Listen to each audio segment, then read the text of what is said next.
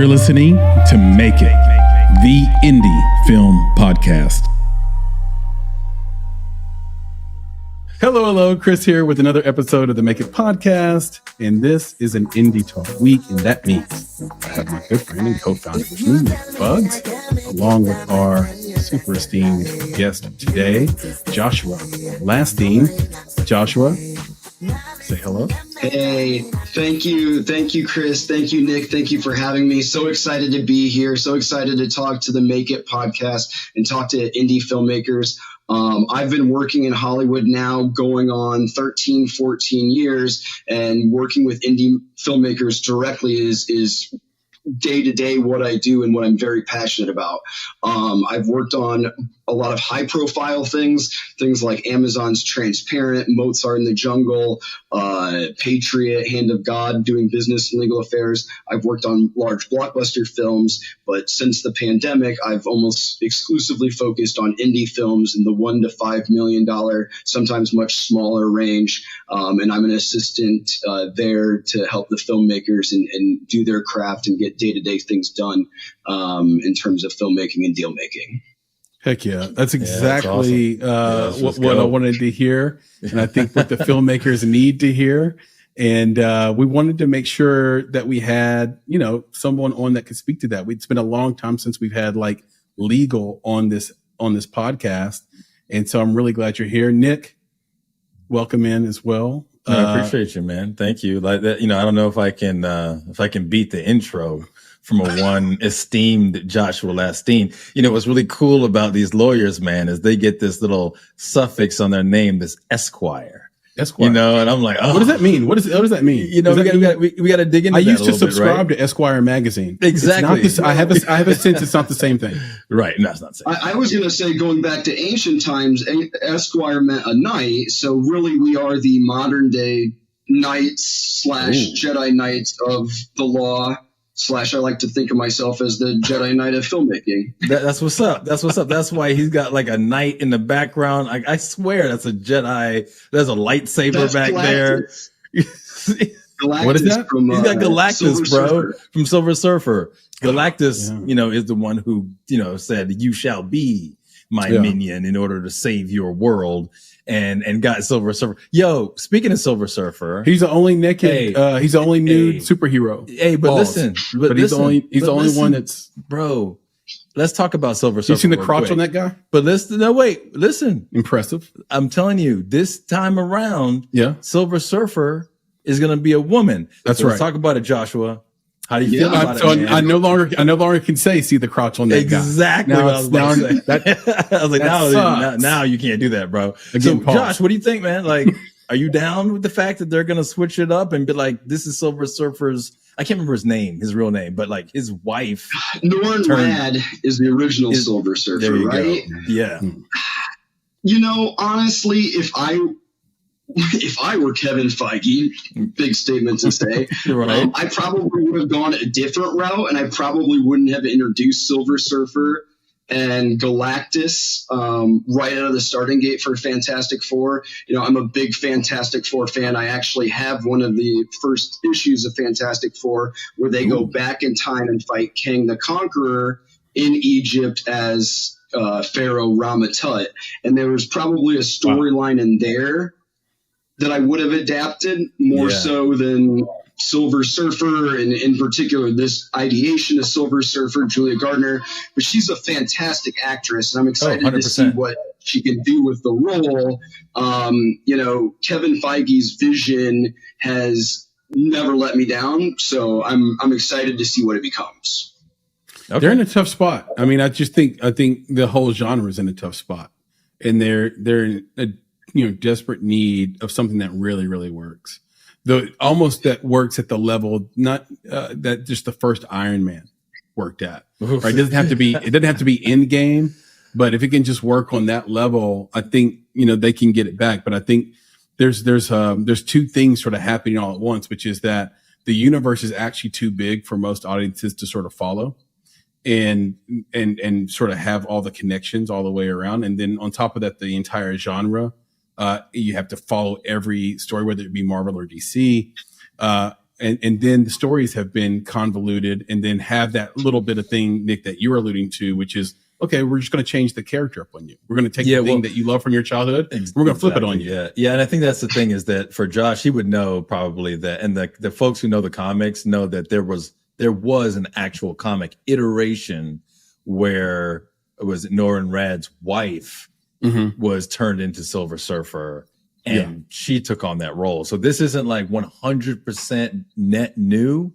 Right. But it is such a singular element of that story that isn't really the narrative that most people have, that it seems out of left field, right? It just doesn't seem right. But again, like Josh said, I mean, this could be great. Like, they could do this well, just as long as you and I have talked about, Chris, just like make the story good, right? We know that the actors and all that, like, that's going to be there. Yeah. Stick the landing on the story.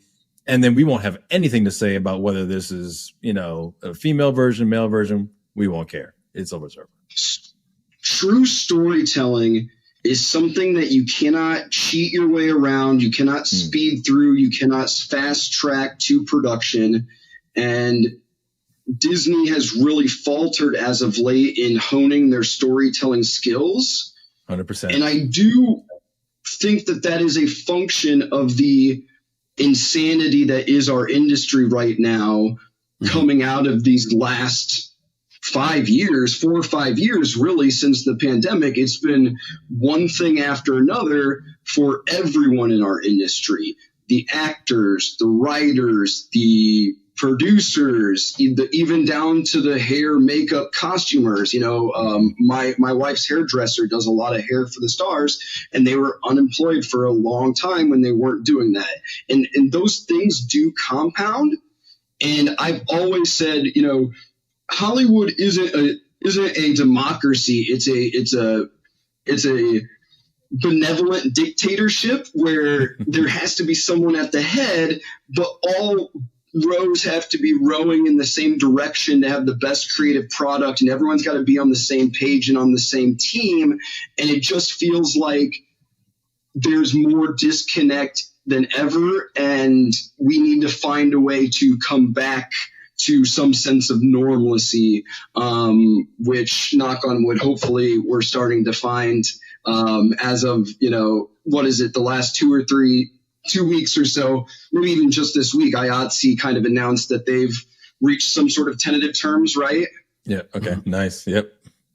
So you think that's what it is, though? Like, it's all about the strikes, and since the pandemic, it's just been strike after strike after strike.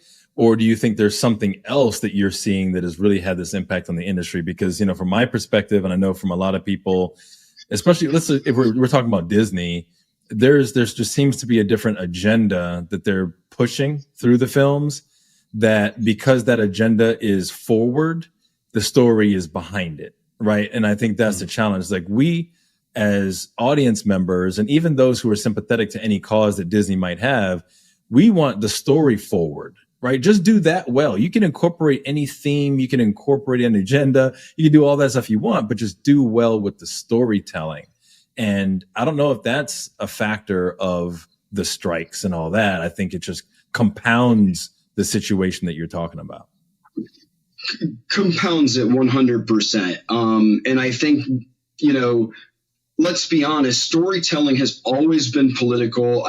Storytelling has always had a moral message or moral center to it. I teach, business ethics at entertainment at Los Angeles Film School, and I talk about, things like Little Red Riding Hood and the Faustian Bargain and The Devil and the Blacksmith as being some of our earliest stories, and those all have some sort of message to its core. So it's not even so much that they're trying to push an agenda, narrative, or message, but they're just doing it really bad, right? Right, exactly. Like, I would have loved the Marvels. Oh man, I was so excited for that movie. If they would have knocked that out of the park, like, I don't think you would have heard anyone complaining, but the story of that movie was kind of a mess. Right, And I don't think that had anything to do with the agenda that they were pushing, just as much as it just didn't seem it didn't seem unified in the story that they wanted to tell, and it didn't seem like everybody was on the same page, which is what I'm feeling is coming out of maybe this is a symptom of creative democracy running amok. Maybe we need to have that kind of it used to be great man theory, but great man or woman theory of the film, right? The director or whoever sets their tone or impression for the entirety of the project. Nice. Yeah, and we will, to the audience, I promise you, we will get to the legal stuff. There was we're just a bunch of nerds nerding out now. Exactly. We started talking about film, and I'm all for it. Yeah, for sure. Buddy. And I don't see. I will leave the genre, this particular genre, to you guys because you're clearly fans of it. I'm admittedly not deep in it. I don't want to opine and just be talking out of school because that would just be wrong. But I would just say in general, in the industry, I need to find out who wrote this piece. I need to look it up. But there was an incredible piece that was written, long form journalism piece about sort of the end of the movie industry. And I need to find who wrote this. I can give them some credit. Maybe I'll put it in the show notes.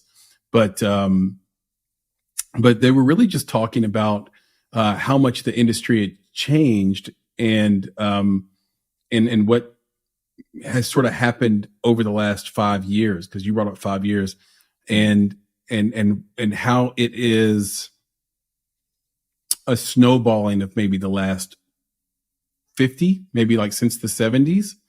And what might be happening and what might be driving this is the fact that legacy movie people just don't own studios anymore. And studios are all, and this, his primary point, and I do need to find this attribution, but his primary point is that PE, like private equity, and VC, venture capital, now own studios.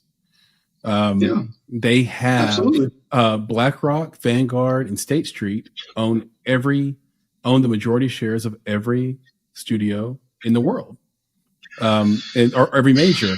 Or at least in this country. And so when it comes down to make these decisions on what gets made and how it gets made, the movie people, the story people, I mean, Josh, you talked about how you can't rush story. Well, story will be rushed because they say it will be rushed. This has happened in healthcare, by the way. Doctors used to run hospitals. And now PE and VC and hedge fund managers run hospitals. And they're about efficiency, so they can sell if they need to sell or whatever they're going to do. And when you approach entertainment that way, you get a ton of efficiencies and some really bad movies and some really bad understanding of what people really want. And I do think that has happened. I do think we see that. And I do think it drove the strikes as well. And Chris, it's really interesting. He just said what they want, Josh. And I'm thinking it's not even what these people want. It's what we can get them to buy. Yeah. Yeah. But go ahead, man. You're going to say something. No, I was just going to say that article, whoever wrote it, couldn't be more right. The injection of tech financing, Silicon Valley, and with it venture capitalism in general, and the ultimate commercialization of our industry has really been kind of the main story of my whole entire entertainment career. I went to law school. I moved out here in 2010, just after the first writer's strike. And we kind of saw this semi-resurgence golden age of Hollywood. But then, quickly the streamers came out, and then all of a sudden budgets were going up exponentially. When I first started out in this industry, TV budgets were something that we watched very closely. When I worked at Lionsgate, the bottom line of the TV budget was always the number one consideration. And then I started doing shows for Amazon Studios, and those budgets went from, $10 million an entire season to $10 million an episode. Wow. And it went from 24 episodes per season to 12. To 8, to 6. And they started bringing movie stars over from television or from film to doing television for the first time. That was wildly taboo in 2015, 2016, 2017. TV stars became film stars, but film stars didn't do TV. Mm-hmm. If they did, it was just a one-off cameo. It was relatively unheard of. These things led to an exponential bubble of costs compounded by COVID, in that, you know, we still wanted product, we still wanted things to get made, and they started to have to throw out even more money to get people back to work, to get the A-listers back to work during COVID. And it's just been something that is just, it's hyperinflated our industry. And it's, you know, you used to be able to be a writer, work 42 weeks of the year on one show for 24 episodes. Now you get 6 episodes and you're lucky to get 20 weeks guaranteed, and you spend the rest of the year looking for work. And that's the same for actors, and it's the same for line producers. It's the same for attorneys. You know, it has a ripple effect across our industry when you start looking at filmmaking and art as a commodity that is to be consumed rather than art itself. Dude. I think that's I think that really drove the strike, what you're saying. Yeah. And it's a good segue into the legal part, because basically if you can take that writing job and make it 6 weeks and then make the writer's room smaller and smaller and smaller. I mean, that this is not something I think a legacy studio head would adopt, but because of sort of their recognition of what the writer is to the project, for example. I found the guy, by the way. His name is Daniel Besner. Shout out to Daniel Besner. It's in Harper's Magazine. I think you can see it too in the way that we don't cultivate talent anymore. Like, we used to have a vested interest in trying to make new talent because it's an assembly, and it's really become apparent that it's you know, the same people over and over and over again.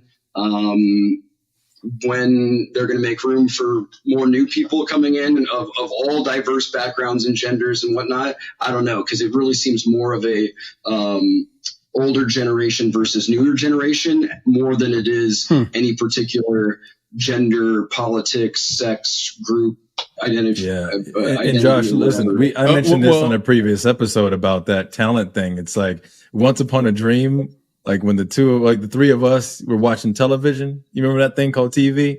We were watching TV and we would see these things called commercials. Y'all remember commercials? Right? And then we would see those actors as children in the commercials, right? And they would grow up through the process, and they would be on television as, you know, in our favorite television show, or they'd be in the movies because they grew up through the process. We don't have TV. We don't have commercials. We're not grooming people through the process. The other side of the coin is content, right? You don't have to be on TV anymore to reach 10 million people.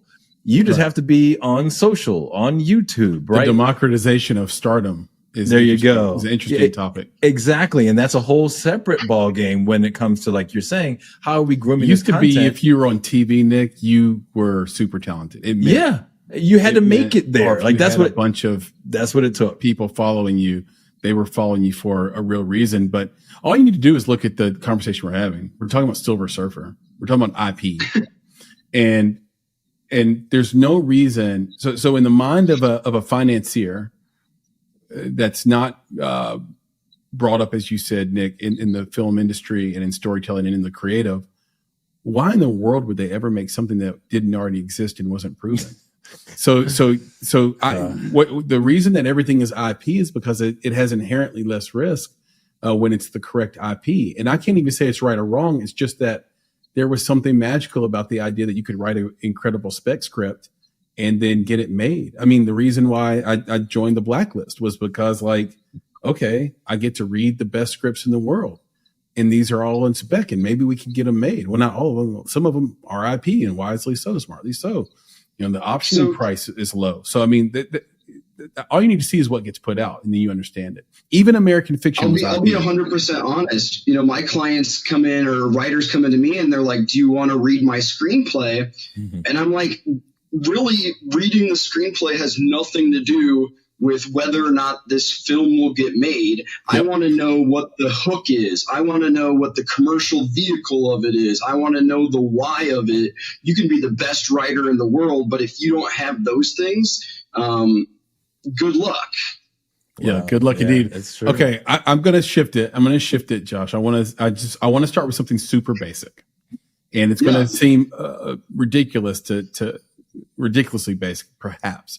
But for everyone in the audience across the globe, let's just start with what is an entertainment lawyer? Define entertainment law. How is it different than other law? And why does everybody need an entertainment lawyer if they're in the movie business?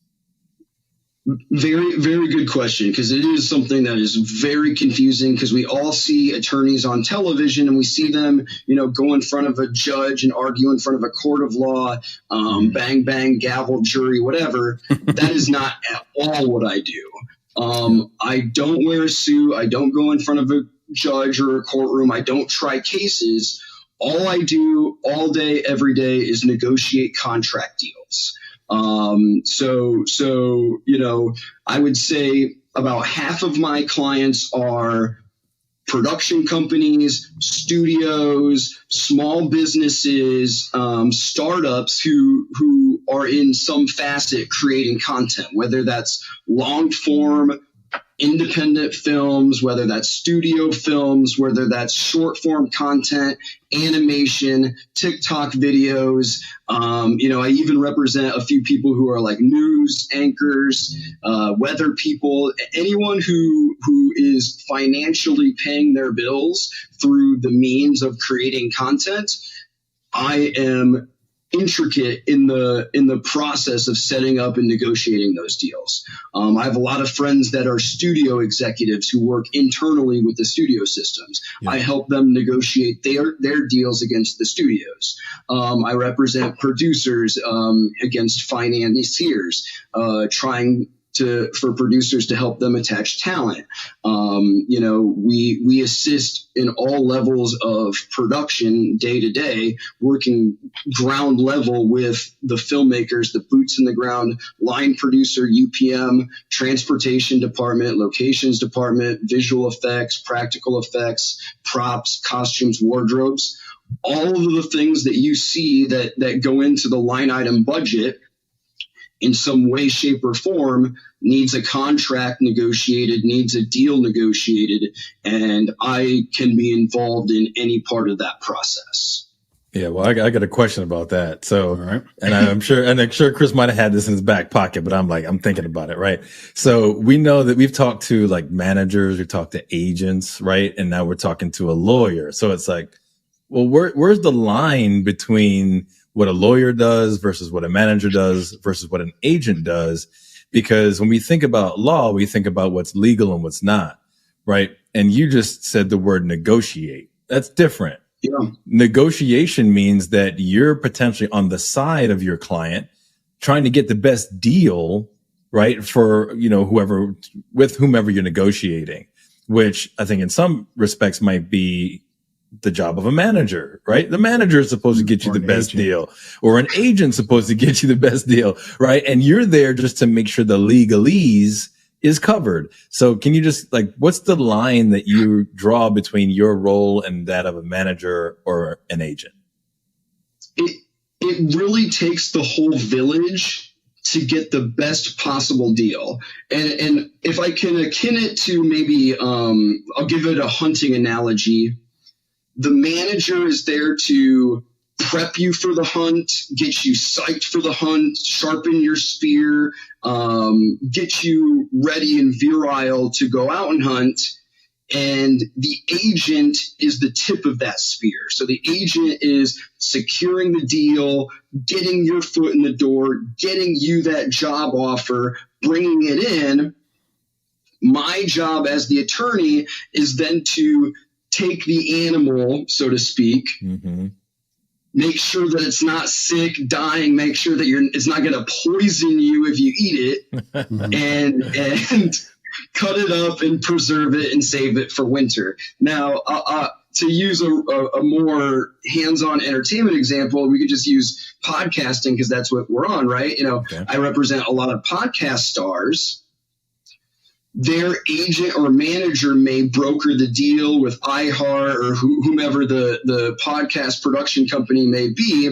And they may say, you're getting a minimum upfront guarantee amount, a paid portion that's going to be applied against future revenue generated on the podcast. And that revenue portion may be a generous 50%. But my job is to examine, okay, so what is taken out of that 50%? Where does the cost come out? How is iHeart recouping their cost? What are the timing of those payments? How are they calculating those payments? What if you don't want to do the podcast anymore? If the podcast stays up forever, are you still going to get paid? What happens if there's an episode that looks bad in hindsight that you want to get pulled down? I help review and read the podcast episodes sometimes before they go up to check to make sure they're not saying anything that they shouldn't say. Legally defaming somebody or, offering medical advice or some sort of technical specialty financial advice.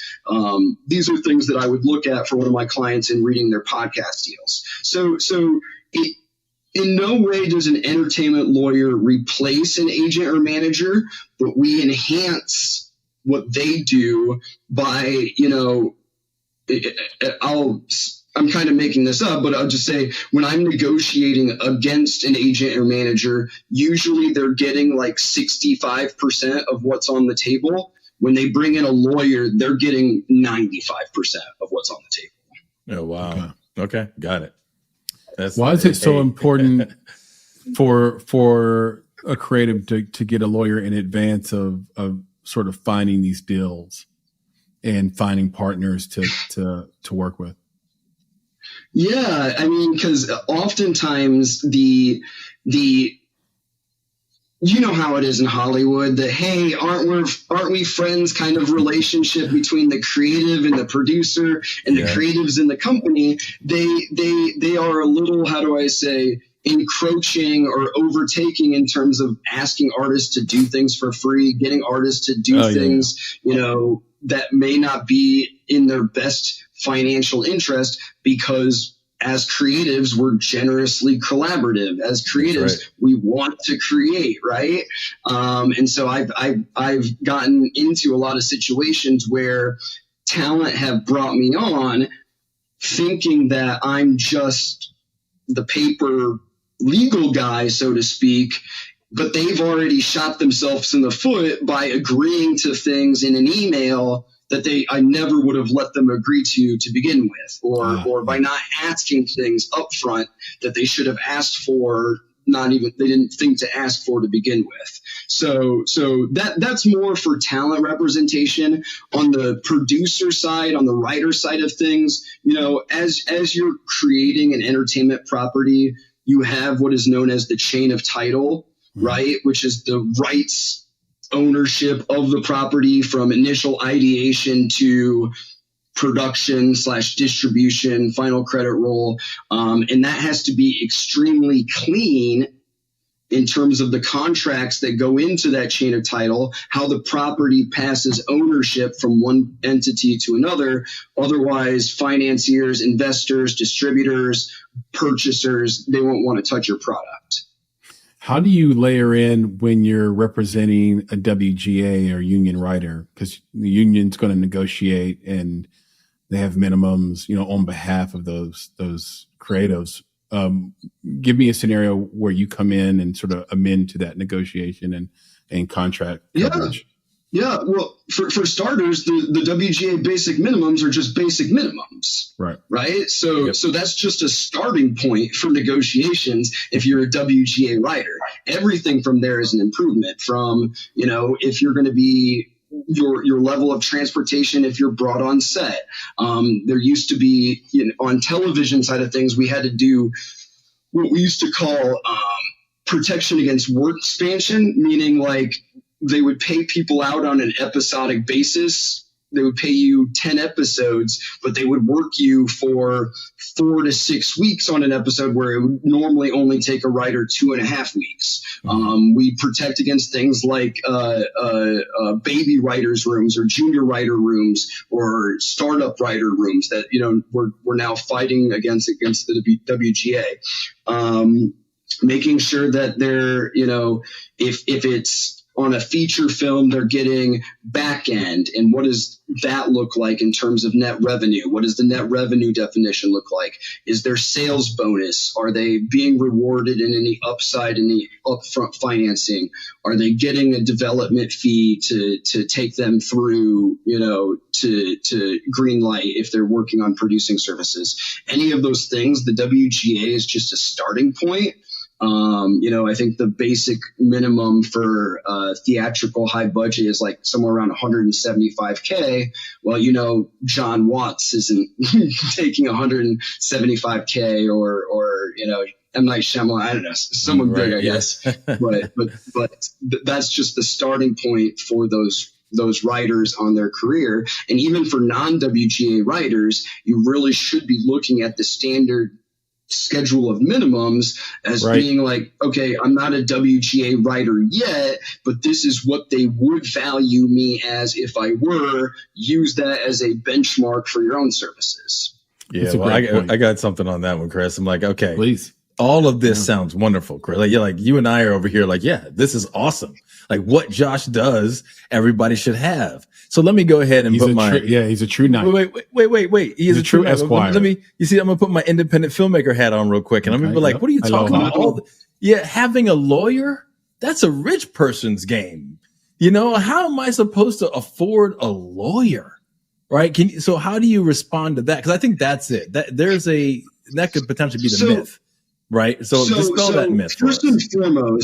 First and foremost, it doesn't cost you anything to build relationships. And if you're in entertainment, if you're in filmmaking, and if you're in Hollywood, you should just be naturally building relationships all the time and meeting managers, agent, and lawyers to the extent you can to help line up specific projects. Because there are a lot of different types of entertainment lawyers. One thing that I forgot to specify earlier, you know, I'm very much in development and production and talent representation, but there are lawyers for going to court and litigating IP issues. There are lawyers who specialize in divorce for high net worth individuals. There are lawyers who do a distribution solely or even, you know, exhibition deals. So meeting a wide variety of people in Hollywood is never going to do you a disservice. Okay. If it's something that you truly care about, this is your baby, and you get like Eminem, this is your one shot. Do not miss your chance to go. That's right. Like, you don't want to risk it on not doing things properly. You know, I'm in a situation now with 2 different clients. One of them is finalizing a film in post-production, and she's ready to head to distribution, but she signed a really, really bad director deal because they were friends. And that director deal gave the director a lot of autonomy and authority over the final cuts and the edits and the post-production, as well as lining up distribution. And we're in a big fight with the director now over the creative tone of the film and how that's going to land and where we're going to try to set that up for film festivals and how we're going to get the film finished. So, gotcha. You know, that was just one example. Another example, I have adjudicate a matter of taste has got to be pretty difficult. Sorry? I said trying to adjudicate a matter of taste has to be very difficult. It is, but the way you avoid that is you avoid it altogether by making sure that in the contract it's crystal clear. The producer is running the show. Director, you are hired to creatively oversee certain aspects, but the final say at the end of the day goes to the creative head, goes to the studio or EP or head producer or whatever. The point you made about friends, I think, is an important thing to earmark as well. Yeah. I see that quite a bit where there's an assumption. Well, I assume that this. We're friends. I assume this is not related to film, but I had a lunch recently where a founder that is going to sell, protein bars and protein drinks and things like that, but protein bars and food, was like, we're ready to go. He's gonna let me use the recipes. So this is a guy who was working with a guy who had a recipe. So when the investors went to ask, hey, do you own this stuff? He goes, oh, don't worry about it. Yeah, I own it. He's going to give it to me so we can make this money. And when he went to the guy who invented the recipe, that guy was like, no, I'm not going to give it to you. And the whole thing fell apart. Multi-million-dollar raise just down the drain because the guy just assumed, hey, you're already making this for me. You're already helping me package it. You're white labeling this for me. Like, of course you're going to let me have it so I can get the deal done. No, he said no. And that's it. Yeah. All over. Mm. And I think that this is a trap that young creatives get into early on in their career because they want to be, how do I say, overly accommodating. Again, we are all creatives. We're all very collaborative in nature. We want to exercise our creative muscles, but people can certainly take advantage of that. And if you're naive and just kind of assume that you're along for the ride, that's where idea theft can occur. That's where, people spawn new projects and leave people unattached. So never assume anything. Always get everything in writing, email writing, text message writing if you can. But, I encourage all my clients to make sure that they get all of their deal making done in writing ahead of time. So there's no ambiguity after the fact. And there's no one, strong arming them later on because they have a little bit more leverage because they don't have a signed deal. It's a great point because when the project is nothing, then there's nothing to fight about. But when the project becomes something, then all of a sudden people change. Yeah. The teeth come out when John Wick starts to make bula bugs. Right. Exactly. Yeah, 100%. Yeah. So it's really cool. I think all of those angles about, what people should do. Again, we agree with all of it. Right. And I think that for our audience, the challenge is always, can they afford it? And I think the point that you're making is that you need to. Right, like you need to consider this. You need to afford it, but at the very least, you need to have a contact. You know, right? But exactly, and that's the first part is like just getting those connections. But I think that's it. It's like you need to think about that as a prerequisite or as a standard. And I think that's what we want to use our platform to help people understand is that it has to be done if you want to protect yourself. It has to be done if you want to actually find success without someone taking that away from you. You can be creative without it. Like 100%. Like that's not you don't need a lawyer to be creative. You need a lawyer to be successful in the business of this industry. And I think that's the part that people aren't really locked into. And to my point earlier, I think they think they can't afford it. It's just not in their budget. To be commercially successful, because again, if you want that project to be bought and distributed by Lionsgate or Gravitas or Vertical or whatever, there's so much that goes into making a film that you have to get right. And it's such a difficult, challenging process already in making a film. It's a miracle that any film gets made, really. That why fight the current and cheap out? If you can raise $1 million for a film budget, you can raise an additional 10,000 for production legal. Yeah, there's this sense of being penny wise and pound foolish. We talked about this a few weeks ago, Nick, where it's like people will, independent filmmakers especially, and we've been there, love independent film, by the way. It's like, that's our jam. And that's why we talk about it so much. But one of the things is like, hey, I told my family, I told this cast, I told this crew, we're shooting on this date. And then one of your cast, the cast member that is selling the whole movie, that gives you that hook you talked about, Josh, earlier, they're suddenly decommit because some bigger opportunity came along and you're an independent film. And you're still going to shoot it. You're just going to replace them and shoot it. It's like, no, that was it. Like you have to go back and like no one, all the people that you think are paying attention to you or are going to, talk shit about you or make you feel bad or make you belittle you or whatever because you didn't really shoot on the date you said you're going to shoot and move forward. Forget those people. Get your movie right. It's too important to not get the movie. You have to get the cast right so that you can pre-sell the movie, so that you can be in the black before principal photography.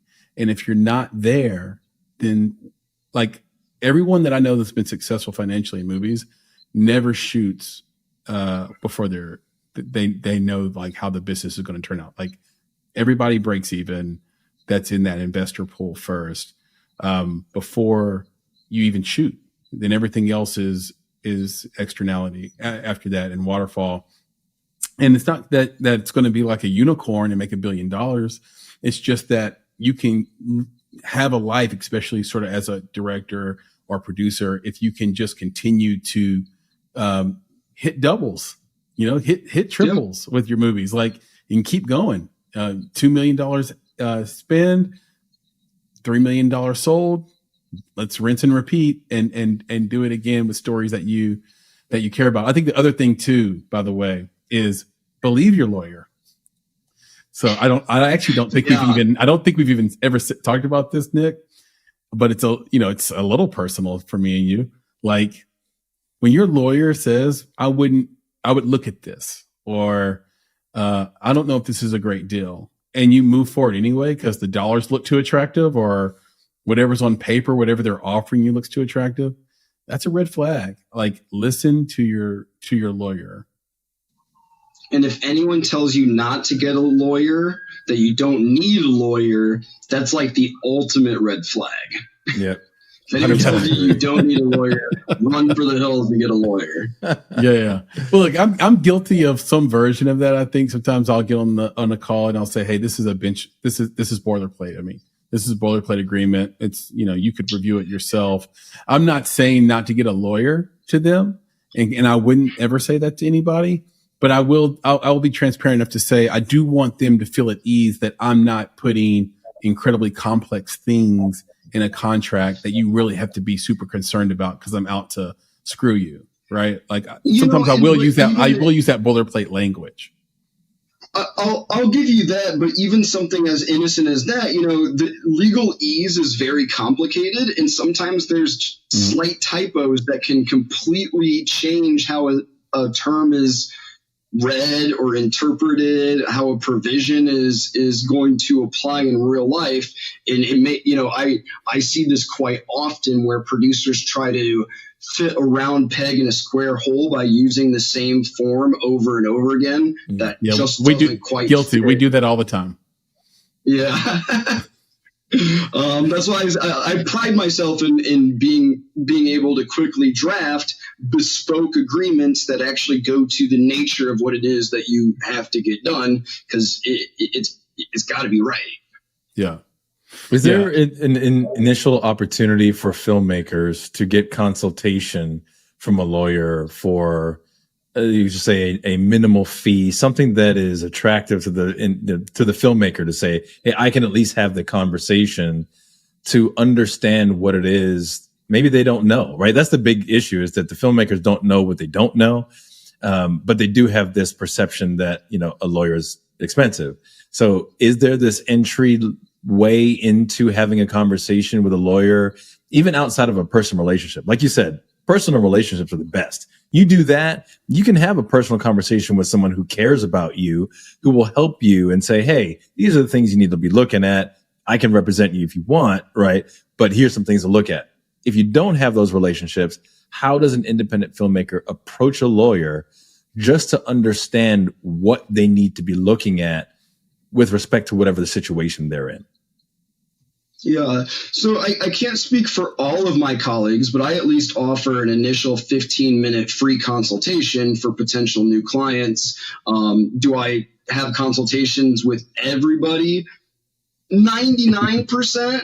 But there are obviously sometimes where it's like, I'm the son of the Duke of Yorn and I want to purchase Avatar or something like that. So right. You got to weed out the crazies to some degree. But generally speaking, I take a 10, 15-minute consultation for free with anybody.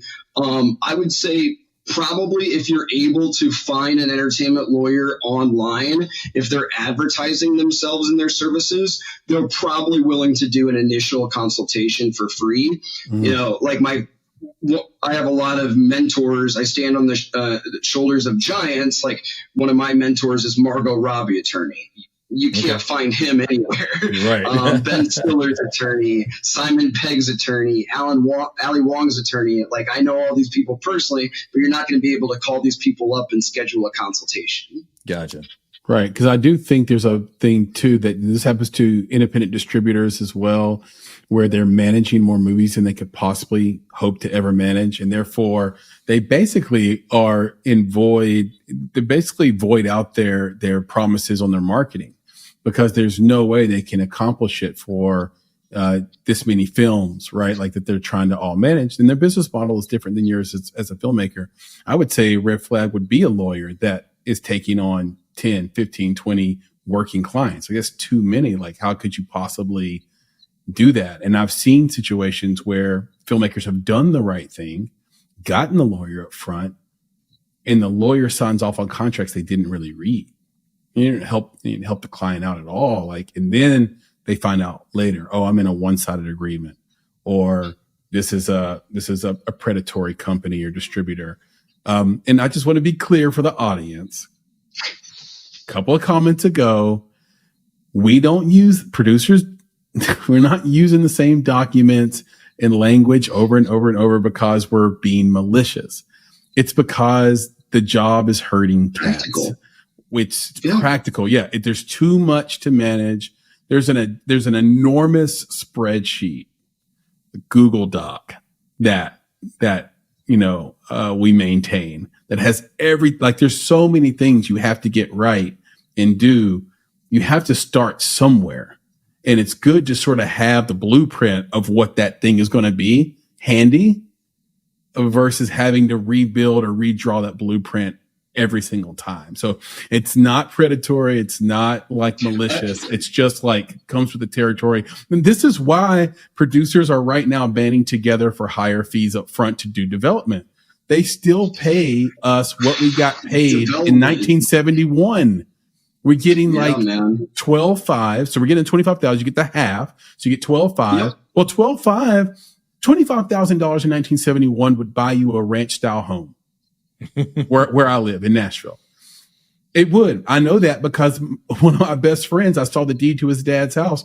He bought it in 1976 or something like that, or 72 for $27,000, a whole ass home. Right, with a driveway and a giant front yard and backyard. So yeah, back then, 25,000, that's a good little piece of change. Writers back in the day would get deals early on, 14 grand. That's you know what that is in today's money, Josh? $273,000. It's the equivalent of $273,000 today. And so this is kind of what happens. The money inflates. It becomes worth less, but the wages don't follow. And so right now we got to herd cats. We're going to get this 12.5 and try to survive through development for a year or two, maybe even having to work odd jobs. Some of these guys are trust fund people, so they don't have to worry about it. But in general, it's not sustainable. And you have to have that general contractor person that can be a liaison between the creative, the crew, and the studio or the financier, however you're structured, and we just have to get treated better. But anyway, we don't get paid enough essentially to develop it, and we got to take some shortcuts and make life simple. That's the point. Man, there's no money in development. I have a lot of clients that are in development hell right now and just waiting for that green light so they can get their first check. And I have to joke because you were talking about the spreadsheet and all the projects. My producers will call me and say the same thing, and they're like, I'm working on 30 projects," and I'll be like, "Of course I know you're working on 30 projects. I'm working on all 30 of them with you." Right. Yeah. It's crazy what you have to do. And cause some of them you've developed for a long time and they never happen. Right. And they're not going to happen. And then others you do, and you get the green light, and then you get paid, but your fee, just to be clear with the audience. But anyway, Just wanted to say that. And now it is a good time. It is a perfect time to bring in producer Papa Bear with another things we should know. Welcome, Papa Bear. Welcome. Hey, wait. Before he says anything, I just thought about something. You know, I call him PB, and we got Joshua here. What do we got, bro? We got PB and J. Let's go. Let's go. Nick, you never cease to amaze with your dad jokes. Your dad jokes, dude, they don't floor me, but they floor somebody. That's right. I stay 100. It made me think the other day. I asked, we have all these dad jokes, but we do. How come there are no mom jokes? Because they're not as funny as we are, bro. They gotta keep, you know what I'm saying? His email is nick@bonsai.film. That's right. Hey, listen. They're the glue, bro. They're the glue that keeps everything together. Exactly. See, Josh knows. My house, daddy's fun, mom runs the ship. That's right. Exactly. That's it. That's why, bro. Daddy's just she don't got time to joke. That's right. Yeah. Ain't time for these jokes, PB. That's right. You didn't get time for that. All right, PB, what you got for us, man? I think ready. We can have fun with this one. You know, I think there's a narrow area of entertainment law where a lawyer representing an actor may have to negotiate an insurance policy on that actor's body part. Okay. Oh, here we go. It's already getting interesting. Let's go. So I'm thinking legs, bro. I'm thinking legs. You're thinking cock. They're those ones that we all know about. Jennifer Lopez. Yeah. She has her buttocks. Yeah. Insured. Tina Turner had her legs. Exactly. There you go. Julia Roberts. She has her smile. Her smile. Yep. Insured for $30 million. Julia Roberts has her smile insured, or does she have her lips and teeth insured? What does it mean to insure a smile? That's it. Lips, teeth. But what does that mean? What are you insuring? Jawline. That she can have the muscle, the muscles it takes to. Let's ask him. Right. It would essentially be. I mean, so Papa Bear, I haven't done that specifically, but I do a lot of things like that when I'm negotiating sex and nudity writers, and we have to get very specific on the particulars of the body parts and what's touching and what's not touching. And we oftentimes have to secure insurance for actors when they're doing things like getting on an airplane for a scene or jumping out of on a cliff for a scene. The idea is that if that particular asset is no longer able to be a money generator, like any other thing, Julia Roberts' smile brings in a cool $20 million a year or whatever it is, and it's valued at that. And so if for whatever reason she got into a car accident and it messed up her jawline, she would get a payout. Yeah. That's right. Yo, y'all see, wait. Y'all see how he did that, bro? So it's exactly what I said. Wait, did you see how we did that, though? We were talking about Jennifer Lopez's buttocks, because that's how Papa Bear said it. That's how Papa Bear said it. And then Josh was like, hey, we got to make sure we secure those those assets. Those assets. You know? Gotta secure them.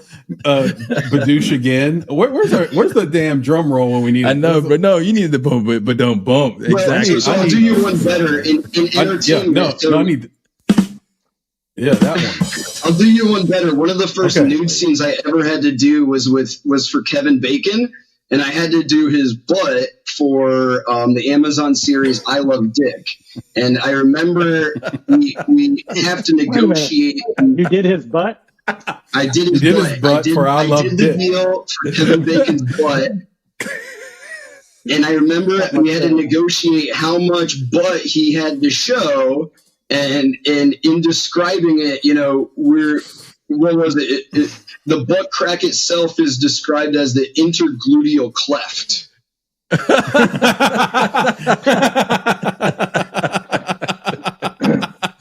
love it. I can write that down. Rear nudity, top portion, intergluteal cleft. I can't wait to talk to my trainer, man. I'm like, man, I need to get my intergluteal cleft strong. Cleft right, exactly. And listen, that's a thing we should know.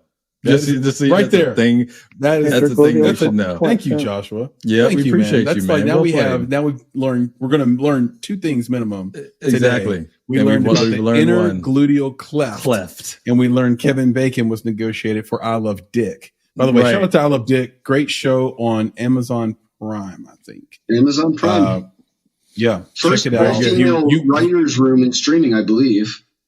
You will, nice. yeah. So That's another one. You will love Is that that. another things we should know? First, all females writer room was for a show called I Love Dick. Come on, bro. Yeah. What was You the can't first? write this. What was the first interracial kiss on television? We'll do. I'm giving out trivia. It was on the Jeffersons. It was on the Jeffersons. It was on the Jeffersons. Janet Jackson, when she was on Good Times. I think it was Captain Kirk and. Wasn't it Captain Captain Kirk? That's right. Yes. Yeah. That is true. Yes. You're right. William Shatner. William Shatner. William He was Shatner. kissing everything. So wait a second. When you said interracial, is that, don't you mean interspecies? Because you know the boy. Interspecies. You know, And he was I an didn't- intergalactic lover. This one crossed my trivia radar the other day. Do you know who the first gay female kiss on TV was? You can probably guess one of them, but the second one was surprised me. First gay female kiss. Dude, he's flipping In prime time. the things we should Know know. the script on PB right now. Well, it's Ellen He's killing it on DeGeneres. PB. It's Ellen DeGeneres, but who did she kiss? That was who I thought was super interesting.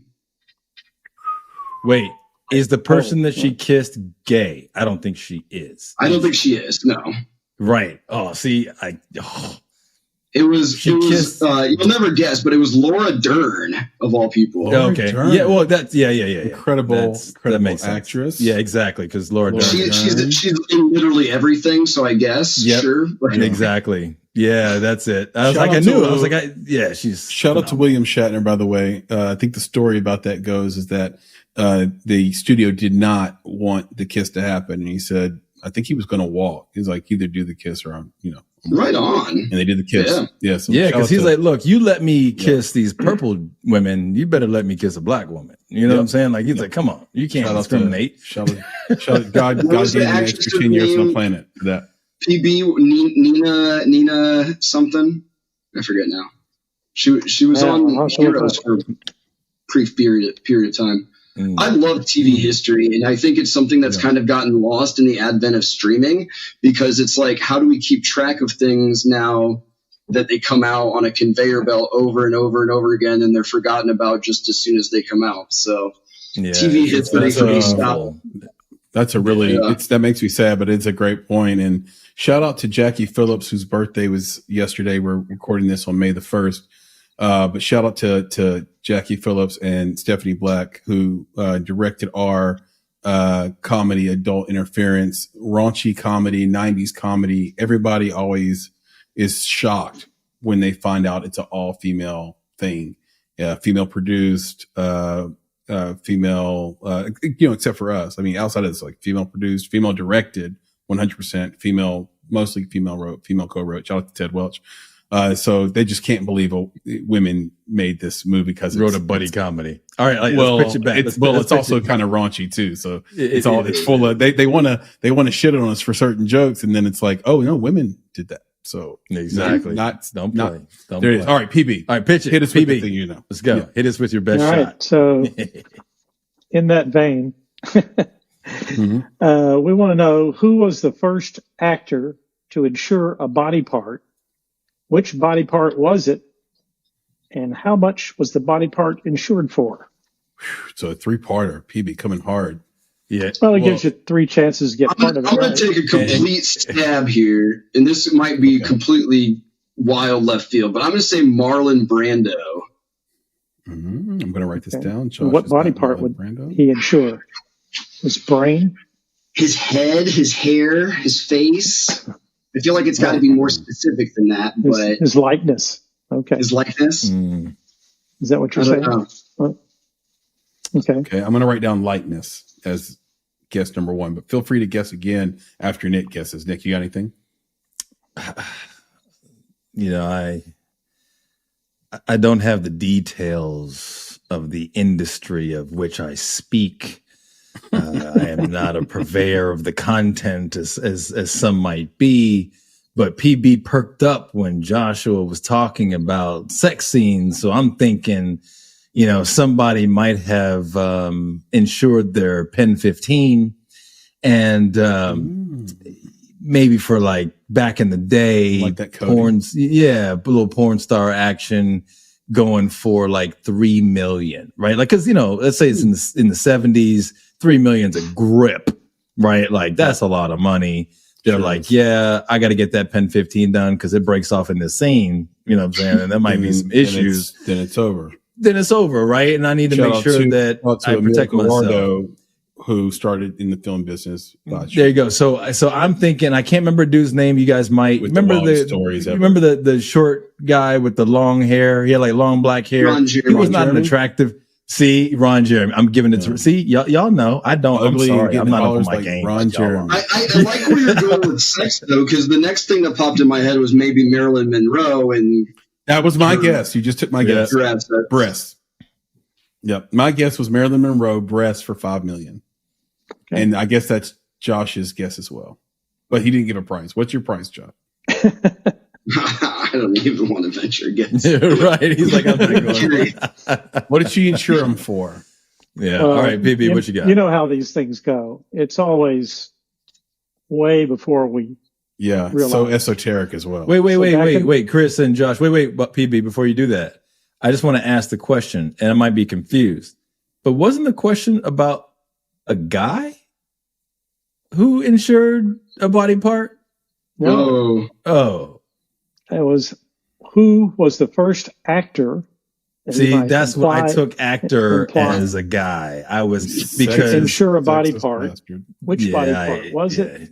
Mm-hmm. And how much was it insured for? He said actor. So I took that as a male, where in today's parlance, one could say that is male or female, but that's correct. Wait a minute. What is the preferred? I always get that wrong. And I feel like as an entertainment lawyer, I should know, but I don't know what is the preferred. It's not I think preferred. You can't go wrong. I think you can't go wrong. If you go say actress to a woman, she's fine. Say actor, you can't go wrong. Actor is generic. Exactly. Generic. But I think here's the thing. So just so you let you guys know. I'll let them say the title first. I know, but no. But if you get to have that conversation, but what I've been doing is I've been going, okay, well, what is the Internet Movie Database? What does it say? You know what I'm saying? So I go with that. If it says actress, I'm using actress. You got to bail out too. You got all that ability. Impartial way of deciding. Exactly. Yeah, and if they say anything, Josh, it's like, I looked at your IMDb. It said actress. That's right. That's another interesting tangent. We have the NBA and the WNBA, but what do the Oscars do? They separate the genders in their awards. They do. In their major but awards. Not for directing. Which I think is a huge misstep. But for acting, which was what you were asking about. Yeah. Mm-hmm. But let's talk about that real quick before we get that answer. Why do you think it's a huge misstep? And I probably agree with you, but let's get your perspective. Why is it a huge misstep for the Oscars not to give a male and female award for Best Director?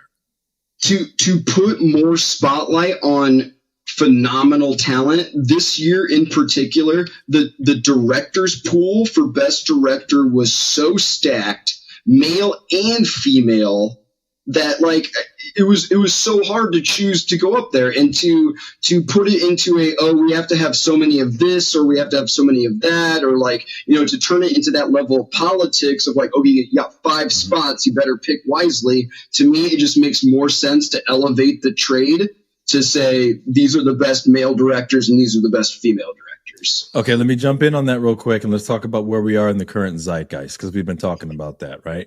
So we're gonna have some. Well, no, we're going to have some folks on the podcast soon that we've had on before that have, that are representatives of the LGBTQIA+ community. And I'm curious if we went that route and had a male director and female director, would that community then be up in arms regarding who is now left out because you made that distinction? And I think that might be something that precludes that distinction from being made, because now you might now have to make all these other gender specific distinctions that would then do the opposite of what you just said. It's going to dilute it, right? Now you won't have the best of the best. You'll have the best in 7 different categories because now you have to make sure that there's a category for everybody. So I hear you. If the zeitgeist wasn't what it is now, maybe that makes a ton of sense. But in the current zeitgeist, I just don't know if it works. Yeah, no, like I said, I think it's an unpopular probably opinion or whatever you want to call it. It's a true youth-afro moral dilemma. I mean, someone is always going to feel excluded, but if we're trying to make progress in some areas, this year just showed it to me so poignantly how many good directors there are that 5 is not enough or whatever it is. It's 5, right? Because it was a great. It's tough because your point comes from a really good place. It comes from a place of wanting to see talent be rewarded and included, but it has these externalities tied to it because of the culture now. By the way, shout out to Poor Things and Yorgos Lanthimos, who I think won this last year for Best Director. But it could have easily gone to so many many others. Yeah. Poor Things was the best movie of last year. All of those movies were freaking great. There was not a true. Yeah. And I've always said Poor Things isn't for everybody.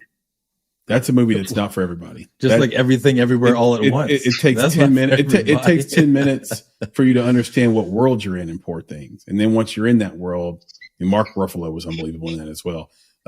Shout out to Mark Ruffalo. But yeah, it was so like Anatomy of a Fall could have won to me. Yeah, man. Yeah, I mean, all I gotta say is the dog should have won something. You gotta give that dog an award, bro. Like, come on, how'd they do that, Josh? Seriously, how did they do that? You know what? No, Yorgos didn't win. Chris Nolan won for Oppenheimer. Chris Nolan won for Oppenheimer. Yeah, Oppenheimer was incredible. He deserved it. I mean, that was a very, very big Mark movie. Scorsese, Chris Nolan, Yorgo, Greta Gerwig got left out of the conversation because you know what I mean. Like I think that's kind of where I got the initial idea because it's like again, who are you going to take out, Scorsese or Nolan? Yeah, well, I got thoughts. You know what I'm saying? Like you said Greta Gerwig, I'm like, I don't know. But anyway, let's pitch it back because we keep taking away from them. And then pitching it back. Let's pitch it back to PB. I want to know the answer. Who's the actor? You're telling us this happened way before. This is like like Julius Caesar or Shakespeare had insurance. Oh no, not that. On his pinky toe, on his pinky ring. All right, what you got, man? In the 1920s, and Nick, you're right. It is a male. Yep. Bernard Turpin. Okay. He was a silent film actor. In the 1920s, he was the first to insure his body parts. He insured his eyes for $25,000. Why? He famously bought a $25,000 insurance policy with Lloyd's of London, payable if his eyes ever uncrossed. Yo.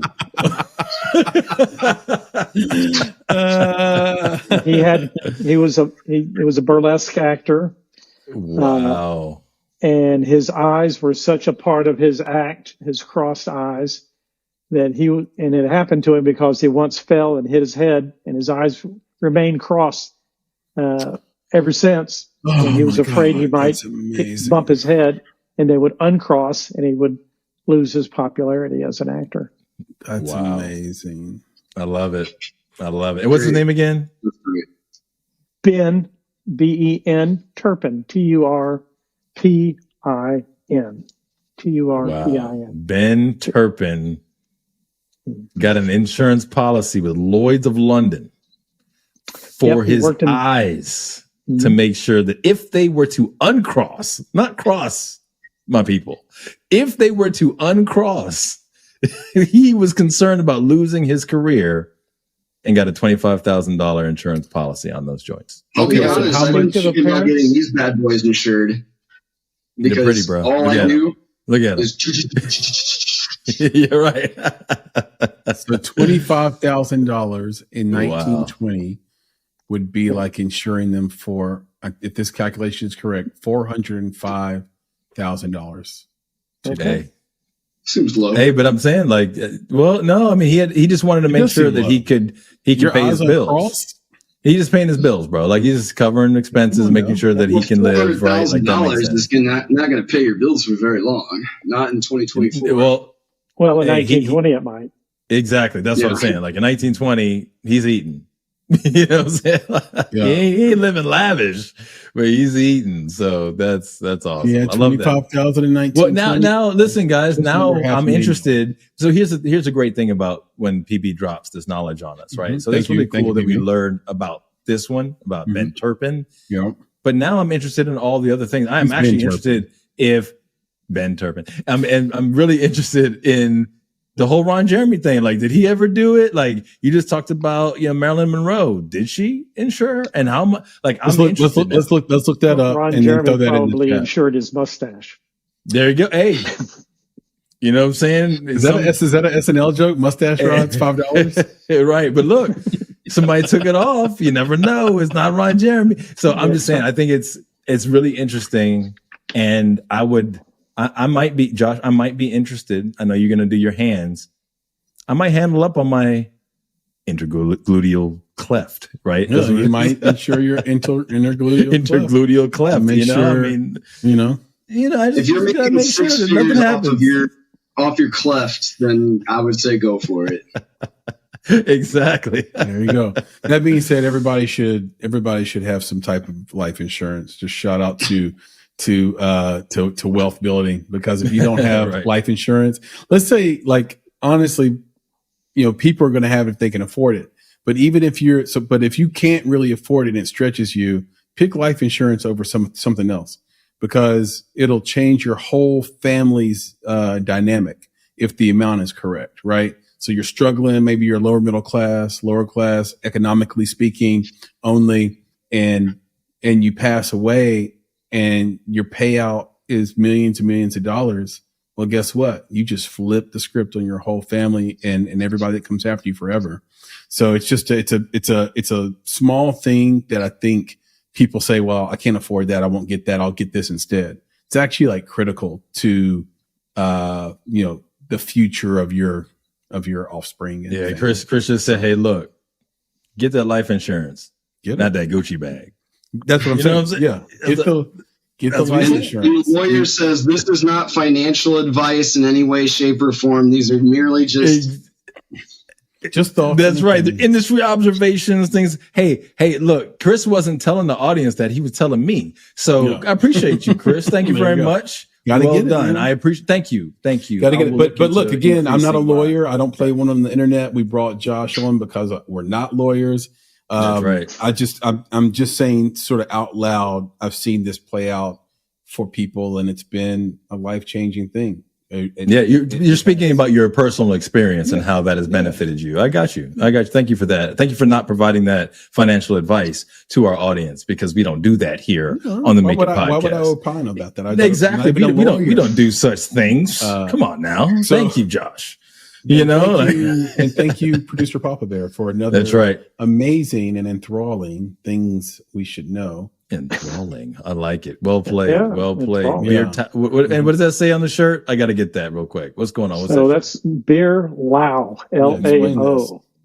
This shirt was a gift from my son-in-law, who is Laotian. Mm. He just got back from Laos a couple of months ago, and Nice. they brought this shirt. They need designers in Laos. Did he bring you any beer? If you're looking for a job, they need Exactly. designers in Laos. Did he bring you a beer? He drank the beer. And he brought you the brought shirt. me the shirt. That's For those listening, this shirt is green. It has yellow wrapped around it. It's got sort of script lettering that's green and white over an For my orange son-in-law, background. I disown him. I want the beer. Yeah, get the beer instead of the t-shirt. He's like, I ain't having that. It's nice. But yeah, Papa Bear, I'm surprised you didn't just get the t-shirt from your own travels. You're peripatetic now. You're like you're everywhere. You've been to the DR. You've been sort of globe hopping lately. Croatia. Yeah, you've been everywhere. Wait. Let me go back. Wait. Papa Bear. Let me go back to the shirt real quick. So I want to talk about the shirt. Okay, but talk about, make sure there's people listening. You got to describe it for the people listening. Man, you just described it. I appreciate you for that. Yep, but listen, what I'm saying, I want to talk about the shirt because I want to talk about my hat. So the people who are listening don't know that I'm wearing a hat, and my hat says Aloha. Mm-hmm. And my man PB's got a beer Lao. Well, why is that pertinent to today? Right? Well, today, as Chris mentioned, just happens to be May 1st. Yes, that's right. Already May. Okay. Tell him, PB, what's so significant about my hat and your shirt on May 1st? Yeah, I don't know the exact title of it, but it's kind of like Asian Culture Recognition Day. There you go. It is like Asian American and Pacific Islander Heritage Month. Okay. So this is the first day. The whole month. Okay. The whole month. This is the first day of the whole month. See how they do as black people? They got the month of May. We got February. All right. Sorry. Go ahead. 28 days, bro. I know you're talking about. I know you're on the soapbox. 28 days. So, but here's the thing. So I want to give, represent what the beer Lao, represent the Aloha. And you can't see there's a little hole in the back of my wall there because I pulled this one off here. This right here. Y'all see that? Yeah. So people who are listening can't see what I'm showing. And y'all may not know who that is, but that's Israel Kamakaviva Ole. So I'm just representing the Hawaiian folks today on the Make It podcast, May 1st. Shout out to Hawaiian people. There you go. See? Shout out to American Asians. Got a lot of American Asians in my family. As a matter of fact, a lot of people from Laos, as Papa Bear mentioned. So, fantastic. And I do have listen, I've said it before. I'll say it before we wrap up here. I have a problem with Aloha, and then I also love it. I love Aloha, and I have a problem with it. It's the same word for hello and goodbye. And the spirit. And remember, and you have the spirit. In the spirit of Aloha. So it's a triple entendre. It's everything. Listen, bro, it's everything everywhere all at once. You know what I'm saying? This is problematic. Joshua, what message do you want to leave with this audience? Any last words of advice, any last words of camaraderie, whatever you want to say? The floor is yours, sir. It has been a really tough 4 or 5 years to be in entertainment. It's been really tough the last 5 years to be a filmmaker at every level, whether you're, the guy that's doing transportation to business and legal affairs all the way at the top. I truly believe in the art of filmmaking, and I truly believe that art is not in any way dead or going anywhere. In fact, I got to watch the first 20 minutes to the new Twisters coming out this summer with Glenn Powell, and I hope that is a theatrical powerhouse, because you have to go see it in theaters to feel the tornadoes on screen. I truly believe we're going to see from 2025 to 2030 what we saw from 1995 to 2000 in terms of the type of movies and art that is going to come out, because we as filmmakers, we as creatives have to take back our industry and say, this is ours for the sake of making film. And it's not about the bottom line. It's not about monetizing content in a Pac-Man kind of way. We're here to make art in all of its form. We have to be smarter about how we do that in terms of budgets, but I really think that the next 5 years are for the indie creators. Oh, that's awesome. Here. Yeah, I'm loving that. I'm loving that. A message of hope, Chris. Yeah, exactly. And I think that's it. Like the idea that we can take it back. Mm-hmm. I think that's what everybody wants right now. I think, but here's the thing. I want people to stop buying the crap, right? Don't talk bad about it and then go watch it. Don't talk bad about it and then go pay for it, right? Like, show it again. We don't want it to be about the bottom line. So stop giving them reason to think that this works. And hopefully that's what will start to change their minds, is that those dollars start to go to things that make sense. And for these studios, I haven't seen Adam Webb yet. Yeah, I haven't either. Then I won't memorize that one. Yeah, neither have I. Yeah, wait, Chris, I haven't either, obviously, but and before we let Josh go, we're gonna do something real quick. This is for you, Chris, and Josh. Please. Just quick, real quick question. Mm-hmm. Okay, I'm gonna give you the names of 3 movies. Okay. All of these movies are lawyer centric. I want you to tell me which one's the best one. That's all. It's not going to take long. No. You don't get to say what it is. I'm going to tell you what they are. Okay. And you have to pick from these three movies. All right. You ready? Yes. All right. Number one, Philadelphia. Angry Men. All right. Philadelphia. Number two, My Cousin Vinny. Number three, The Devil's Advocate. Devil's Advocate. I'm going to go Philadelphia. There we go. We got Philadelphia. We got A Devil's Advocate. Now I'm just gonna have to go in the middle and be like My Cousin Vinny. Because, I was gonna say I think all of those movies are fantastic. They are. I will say this: if you go back and watch My Cousin Vinny now, it kind of doesn't hold up the way not in the way that Neverending Story doesn't hold up anymore, but that we mentioned on a previous episode. But I think those other movies do hold up a little better over time than My Cousin Vinny. But Marissa Tomei is beautiful. Josh, she's great. Yeah, Josh, I would say for My Cousin Vinny, I really want to say that's one of the more honest portrayals of actual courtroom dialogue, courtroom interchange of what it's really like to be an attorney versus what you see on TV. I think My Cousin Vinny does a really good job of actually portraying that. That's awesome. Yeah, it's a great point because I would say The Devil's Advocate is not like that, but it can't be like that because it's got a lot of shit going on. It's got stuff going on.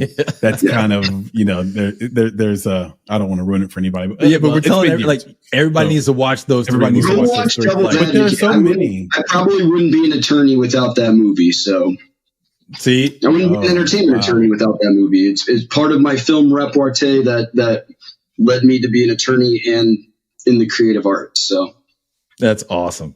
I think that's great, and I'm really thankful for your message to the audience. I really felt that way about Barbie last year. I really felt that way about Oppenheimer as well. You have to go see it in the theater, or you didn't really watch it, and they're just different. They're just different in the theater. So when that comes out, Twister, but everything else that comes out that where sound is going to be impactful, the visuals are going to be impactful. Go watch it and support film, especially if you love film and you want to survive. And after all, when the movie theaters and the studios got split up 70 years ago or more, it was the theaters that bailed out the studios.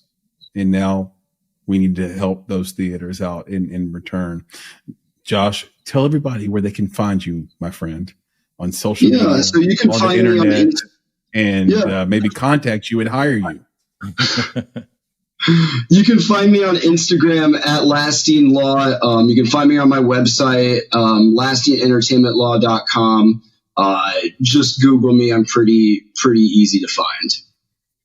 Gotcha. So you heard it right here from the man himself. Go to Instagram at Lastine Law. You'll find him. And then the website one more time is Lastine Entertainment Law. Lastine Entertainment Law. That's spelled Lastine. Lastine.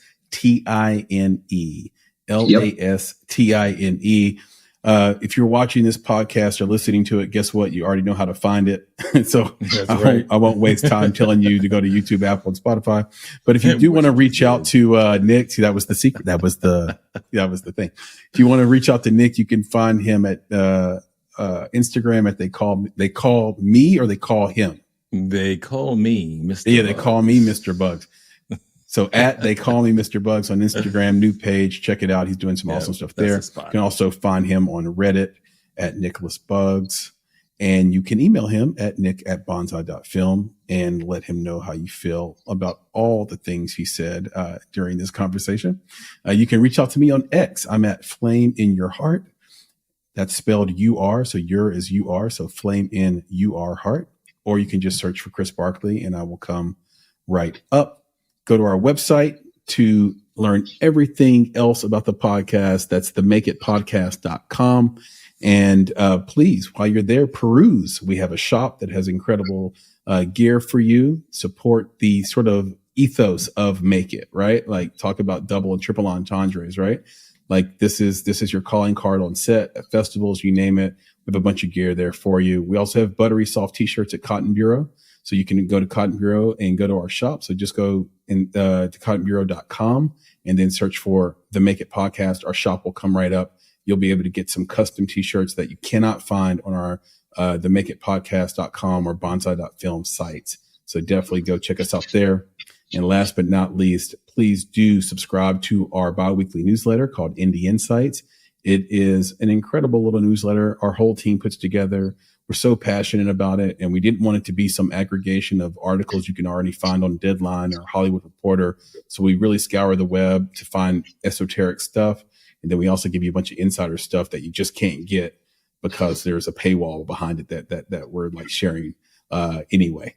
So there you go. Be an insider. Go to bonsai.film/subscribe and join Indie Insights today.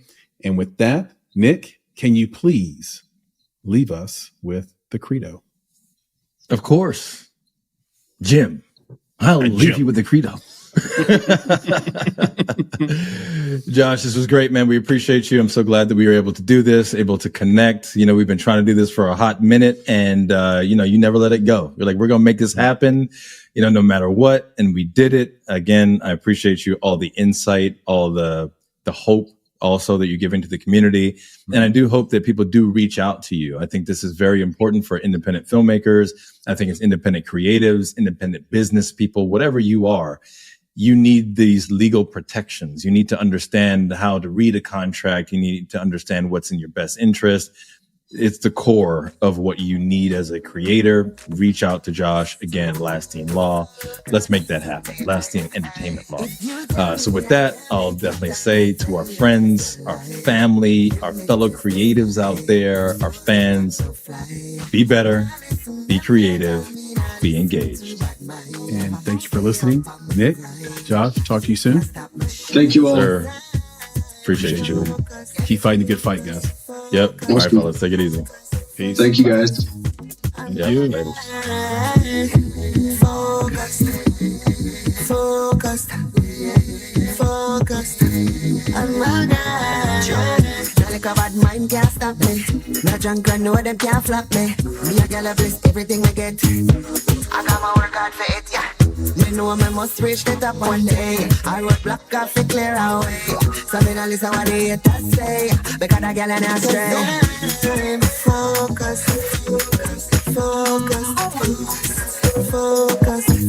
I'm on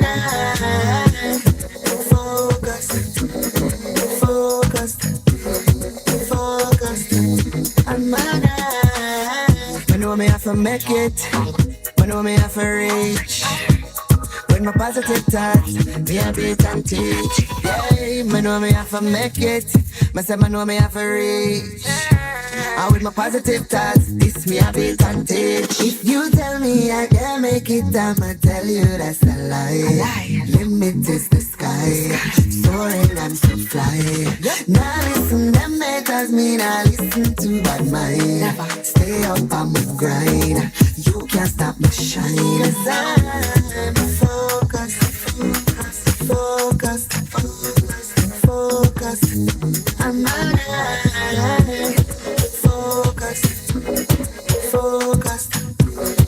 Focused. I'm on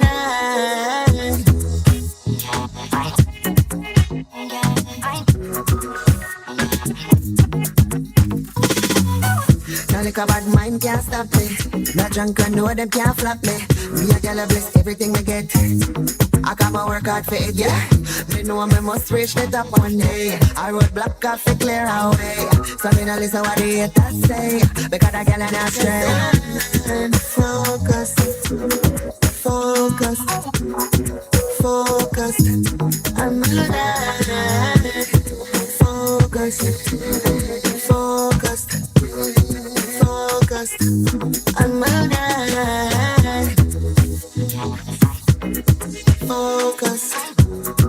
Focused. I'm on